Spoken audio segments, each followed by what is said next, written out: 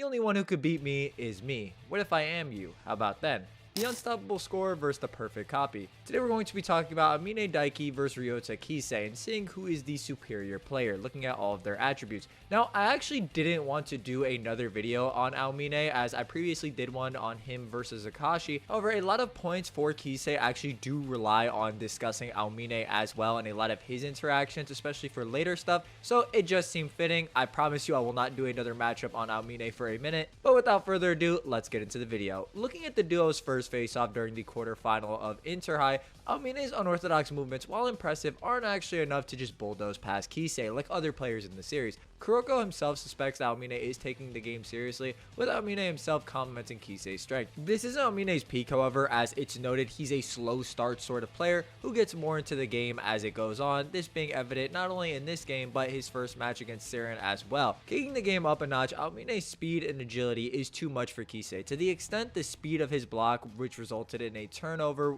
or Aomine actually being able to get past Kise with a crossover due to his immense speed. The biggest reason Kise can't win is that he's got no weapon he can call his own, and beating Aomine with ordinary skills is impossible. It's here Kise resolves himself. When you look up to somebody, you can't surpass them. Despite the fact that Kise may very well be the inferior player, there's nothing inferior about his potential. Kise must stop admiring Aomine to copy his style. Let's break down Kise's copy technique really quickly. The ability is only useful when he can actually perform the move himself. It won't work on things he can't do. For example, if he went against NBA stars, he wouldn't be able to mimic them due to their abilities being outside his physical parameters. It's here that Kise takes quite a bit of time away from taking on Aomine one-on-one to recreate his entire style, utilizing his moves throughout the game.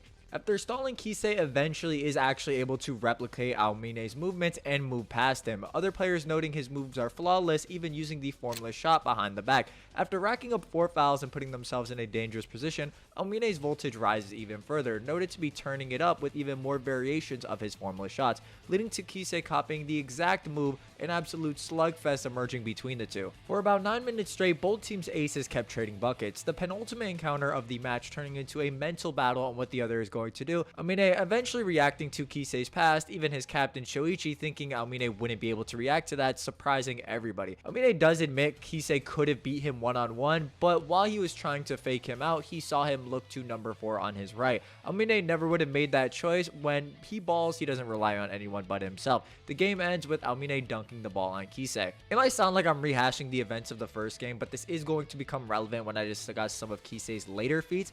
The main issue with Kise, and this is shown towards the end of the game, is that the tax on his body to just use Aomine's style and replicate his moves flawlessly is very high, to the point he can't even stand after the game, which shouldn't be too shocking as stamina has always been Kise's weak point, with Aomine being somewhat of a juggernaut in the stamina department, being the only generation of Miracle member not subbed out against Team Jabberwocky. Again, you may be bringing up why I'm mentioning any of this, but it is insanely relevant to some of Kise's later feats. This is where we have to look at the Winter Cup and where Perfect Copy enters the discussion. With Perfect Copy, Kise can use every one of the Miracle Generation's moves, although due to the large toll it takes on their original users, there is a limit, about 5 minutes. On top of being able to reproduce skills from the Miracle Generation, he's able to combine and apply them in the right situations to make himself even stronger. Examples being stopping Kuroko's Phantom Shot via using the Emperor Eye to read the shot angle in advance, combined with Murasaki Bara's block to intercept it, keeping in mind Murasaki Bara himself was not able to stop the Phantom Shot. Or other examples include crossing over with Akashi's Emperor Eye right into one of Aomine's high-speed drives. Abilities like Akashi's Emperor Eye aren't exactly the same. This noted by Akashi himself and other players that it's a minor variation of the Emperor Eye that, while not all-encompassing like Akashi's, can see the future fairly accurately. With these abilities, what Kise does is compensate for what he lacks. An example being in the Toho game where Kise lowered his minimum speed to create the same gap in speed Aomine used for a change of pace move. Similarly, he copied Midorima's high arching shot by storing up the power in his dominant arm. And to mirror Murasaki Bara's defense, utilized his athleticism and anticipation on defense. We don't really see characters actually just beat Perfect Copy. Honestly speaking, the solution to breaking Perfect Copy was by observing Kise's tendencies, as all the moves used are ones that the players had faced before, with Kuroko, who's specifically noted to have keen observation skills, picks up on how Kise uses the copy abilities. Keep in mind, this doesn't work in the sense of a singular player stopping Kise towards the end of the game against Siren, as the game ends with Kagami about to shoot a meteor jam that he knew he'd miss, instead opting to pass to Kuroko, who made the winning shot. So even in the match against Siren, it isn't beat by conventional methods. Relating this back to Aomine, base Aomine is more than likely not going to be enough, simply due to the fact that Aomine's moves were already being replicated by Kise earlier on in their match, and Kise will be able to replicate them again, combining them with the other Miracle Generations moves, which will put him in a jack of all trades situation to where he can mimic Aomine in scoring or get more turnovers as a result of being more defensively suited due to having Akashi's Emperor Eye coupled with Murasaki Bara's defense. This being relevant since Aomine himself just outright notes that he'd have a difficult time scoring against Murasaki Bara, so it does create a couple challenges. It's basically Aomine fighting against himself with all of these extra abilities, and the fact that Aomine does concede that he could have lost to Kise in the first game based on his performance earlier on does lead to the idea Perfect Copy would edge out.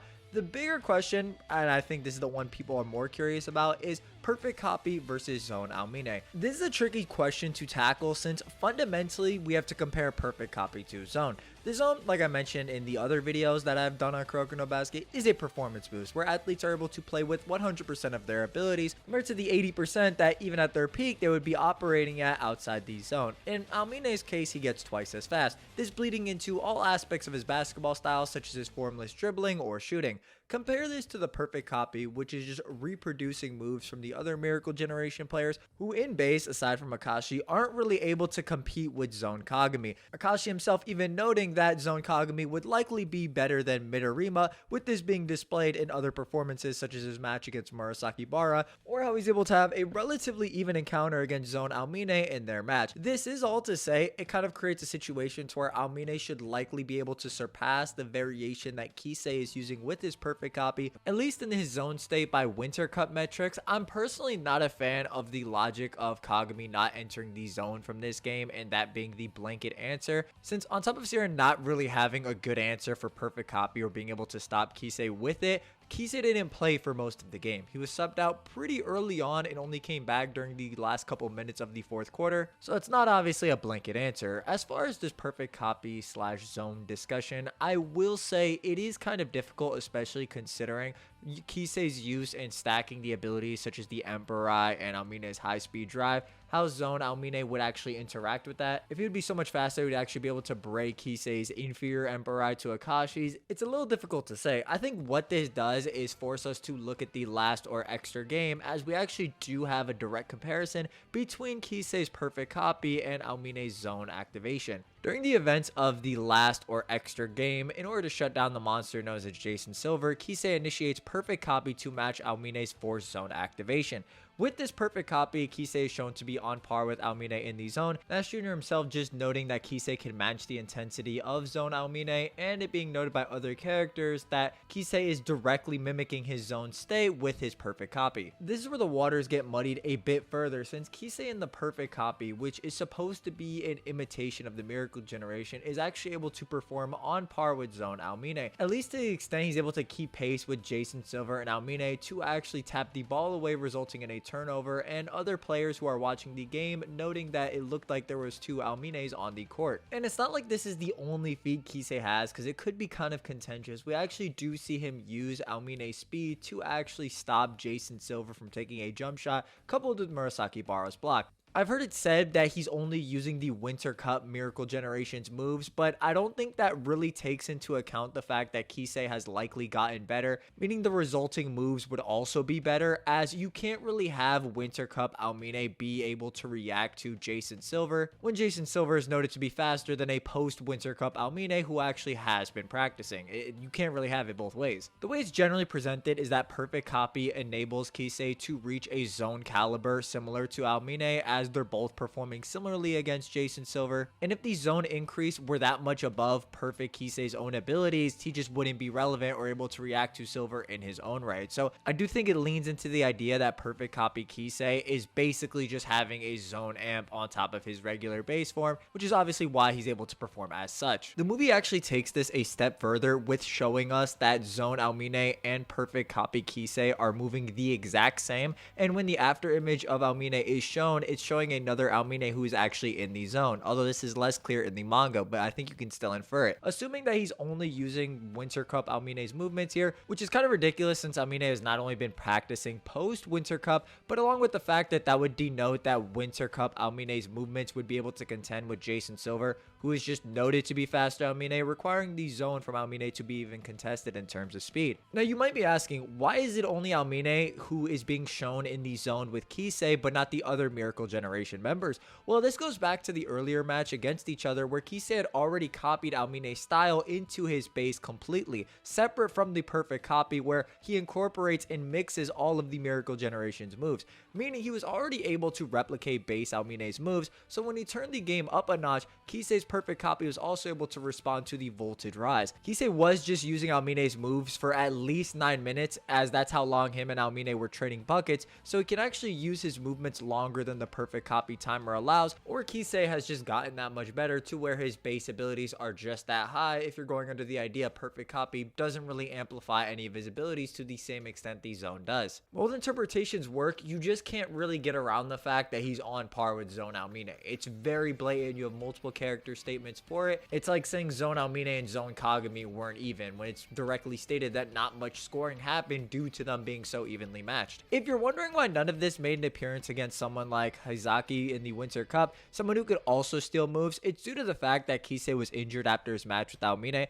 Both Aomine and Kise injured themselves due to the extensive use of their abilities in that game, but Kise dove back into intensive training without recovering properly, showcased when he uses one of Kagami's moves, but the rhythm is completely off and it's just noted to be lackluster as a whole. So going off the Winter Cup feats, it doesn't seem quite as solid that the perfect copy would be able to stop zone caliber players, even if it would be able to stop the base Miracle Generation, whereas Kise's feats from the last game put him on a much more even playing field with someone of zone Aomine's caliber. Now does that mean he's going to be able to stop every formless shot? No, but it does mean he's going to be able to physically contend with Aomine's unorthodox dribbling style and formless shots, either with his own to respond and keep the scoreboard at a stalemate, or just perform a lot better with his use of Emperor Rai and Murasaki Bara's block. This is also not talking about using Midorima's 3-pointer to just rack up more points, so you may be able to say Aomine might be a better scorer in some aspects, but Kise in the perfect copy, going under the idea he's at this zone caliber, would still be an overall better player just due to his sheer versatility. So I do think there is some wiggle room to where these two could be interchangeable, but it's not like this is Kise's peak. We actually do see against Team Jabberwocky he enters the zone. Perfect copy plus zone. We see Kise take control of the match and even being noted by Midorima to be the strongest player of the court.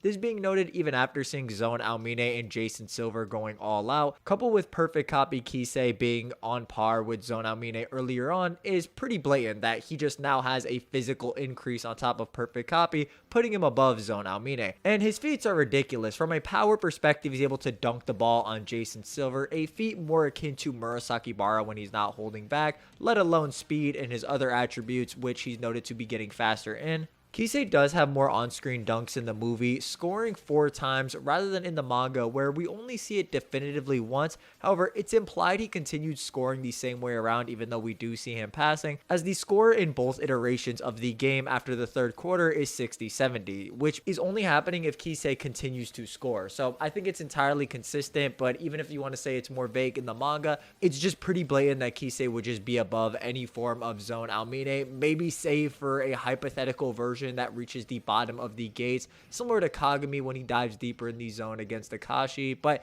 we don't have any feats for that version of Aomine, so we can't really use it. So how do we look at this discussion? Well, the way I look at this is that Kise can reach potentially higher peaks than Aomine, along with being more versatile throughout the entirety of the game, but what he really lacks is stamina, which is something Aomine has in abundance outside of using the zone, as he only uses it at the beginning of the game and at the end of the game against Jabberwocky, although he does play the entirety of the game. All this also not putting into perspective Kise having access to Kuroko's passes or Midorima's 3 3-pointer, making him that much more versatile. I understand this video was a little more Kise focused. That's partially due to the fact that the last video talked pretty heavily about Aomine, and it honestly wasn't that relevant to outline the differences between Kise and Aomine, as they're very similar considering they can do the same thing. So when both players are able to take the same shots and perform the same moves, it really makes it so this discussion is, when does Kise surpass Aomine? In my opinion, it's only outright when he enters the zone in perfect copy. With his perfect copy in the extra game, it's more debatable as he's just on that tier. In the Winter Cup, it's a lot more debatable, but I'm not really a fan of using Winter Cup feats in the extra game since everybody's been practicing and getting better. The most recent feats do take precedent over previous feats, although I do think we can contextualize based on what we see from these characters before. That's the video. Let me know if you guys agree, disagree, why down below. What do you guys think? Who do you think is the superior player? My opinion, Kise has higher peaks and is more versatile, but his stamina is his main drawback, whereas Aomine is a lot more consistent but can reach those perfect copy levels, at least in terms of adding to the scoreboard with his zone via unorthodox dribbling, shooting, and pure raw speed in the zone state. Like and subscribe if you guys want more Kuroko content, and I will catch you next time. Bye bye.